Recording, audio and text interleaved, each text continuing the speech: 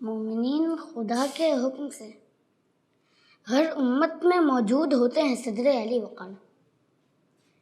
کہ جاہدو فی سبیل اللہ خدا کا حکم ہے، اور حکم خدا کے نفاذ کے لیے مومن بے تیغ لڑنے سے بھی دریغ نہیں کرتے کہ جناب والا جلوہ مومن تو دیکھیے کہ دربار فرعون میں کلیم اللہ ساحروں کو فقط ایک لکڑی کے ذریعے شکست فاش کر دیتا ہے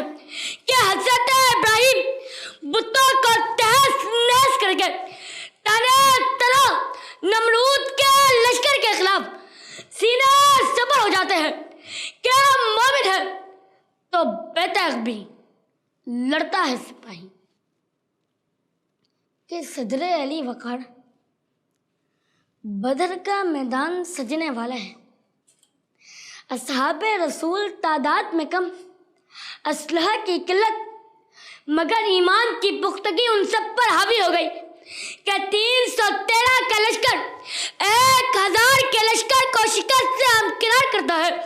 کہ مومن ہے تو بے تیغ بھی لڑتا ہے سپاہی کہ دشت کربل کا چپا چپا اس عقیدے کی تصدیق کر رہا ہے کہ کافر ہے تو شمشیر پہ کرتا ہے بھروسہ، مومن ہے تو بے تیغ بھی لڑتا ہے سپاہی، مومن ہے تو بے تیغ بھی لڑتا ہے سپاہی۔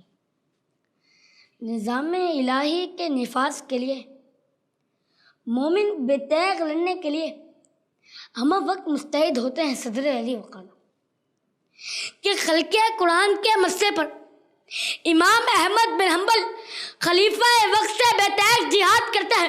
تو کبھی جلال الدین خوارزمی تاتاریوں کے خلاف بے تیغ لڑنے کے لیے نکل کھڑے ہوتے ہیں تو کبھی صلیبیوں کے خلاف صلاح الدین ایوبی کا پختہ ایمان سالوں سال تک دیوار ثابت ہوتا رہا تو کبھی مسلمانوں نے آزادی کی خواہش لیے راہ آزادی میں نکل پڑے، نہ کوئی ساز و سامان نہ کوئی منزل مگر خدا واحد کے پرستار اپنے رب کی ربوبیت کا عالم بن کے اپنی جانوں کا نظارہ پیش کرتا ہے، تھکتا نہیں تو کبھی نبی آخر الزمان کی نبوت پر دھاکہ ڈالنے والوں کو مومن خدا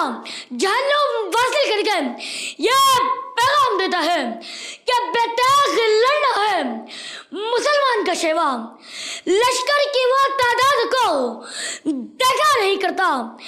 گر خلق خدا بن کے خدا سامنے آئے گردن کو وہ پھر ان کی ابھرنے نہیں دیتا،